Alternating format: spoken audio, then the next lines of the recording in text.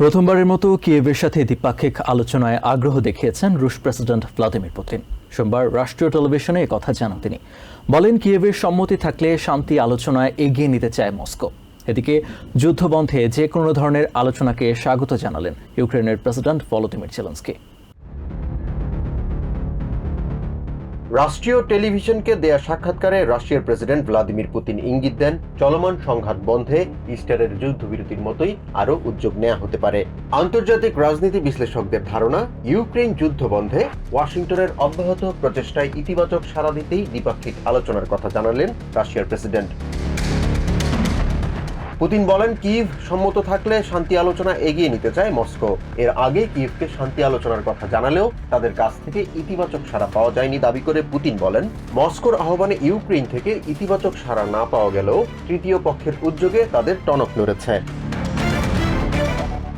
এদিকে কিয়েভের সাথে দ্বিপাক্ষিক আলোচনা বিষয়ে পুতিনের আগ্রহকে ওয়াশিংটনের কাছে ইতিবাচক অগ্রগতি মনে হলেও রাশিয়া যুদ্ধ চালিয়ে যেতে চায় বলে অভিযোগ করে ইউক্রেন।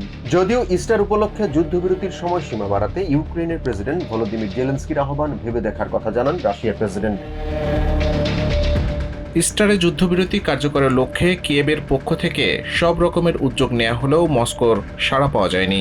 যুদ্ধ বন্ধে যে কোনো আলোচনাকে আমরা স্বাগত জানাই। ভয়ানক ড্রোন হামলা থেকে ইউক্রেনের সাধারণ মানুষকে নিরাপদ রাখতে শান্তি আলোচনার বিকল্প নেই। একাধিক সূত্রের বরাত দিয়ে রয়টার্স জানায়, ইউক্রেন যুদ্ধবন্ধে গত সপ্তাহে প্যারিসের আলোচনার অগ্রগতি বিষয়ে জানতে লন্ডনের বৈঠকে প্রতিনিধিদের পাঠাবেন জেলেনস্কি। যদিও পুতিনের দ্বিপাক্ষিক আলোচনায় আগ্রহ বিষয়ে বিস্তারিত কিছুই জানাননি ইউক্রেনের প্রেসিডেন্ট। এর আগে ইস্টার উপলক্ষে প্রেসিডেন্ট ডোনাল্ড ট্রাম্পের 30 দিনের যুদ্ধবিরতির প্রস্তাবকে রাশিয়া আমলে না আনলেও ইউক্রেন ইতিবাচক সাড়া দেয়। ইউক্রেনে যুদ্ধ শুরুর পর থেকে সংকট সমাধানে দুই দেশের মধ্যে দ্বিপাক্ষিক উদ্যোগ দেখা যায়নি। বিশ্লেষকরা আশা করছেন, দ্বিপাক্ষিক আলোচনায় পুতিনের আগ্রহে সংকট সমাধানের পথ খুলে যেতে পারে। জাহান মিথুন, TVN 24 নিউজ ডেস্ক।